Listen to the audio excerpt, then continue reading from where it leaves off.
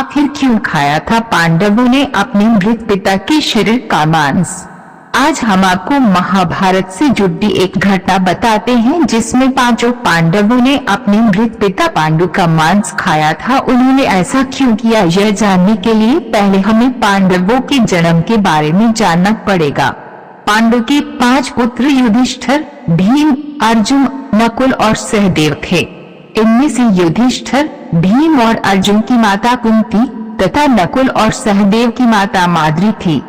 पांडु इन 5 पुत्रों के पिता तो थे, पर इनका जन्म पांडु की वीर तथा संभोग से नहीं हुआ था, क्योंकि पांडु को श्राप था कि जैसे ही वो संभोग करेगा उसकी मृत्यु हो जाएगी। इसलिए पांडु के आग्रह पर ये पुत्र कुंती और माद्री ने भगवान का आह्वान करके प्राप्त किए थे। जब पांडु की मृत्यु हुई तो उसके मृत शरीर का मांस 5 भाइयों ने मिल बांट कर खाया था। उन्होंने ऐसा इसलिए किया क्योंकि स्वयं पांडु की ऐसी इच्छा थी।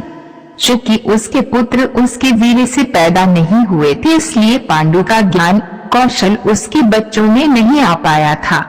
इसलिए उसने अपनी मृत्यु पूर्व ऐसा वरदान मांगा था कि उसके बच्चे उसकी मृत्यु के पश्चात उसके शरीर का मांस मिल बांट कर खा ले, ताकि उसका ज्ञान बच्चों में स्थानांतरित हो जाए।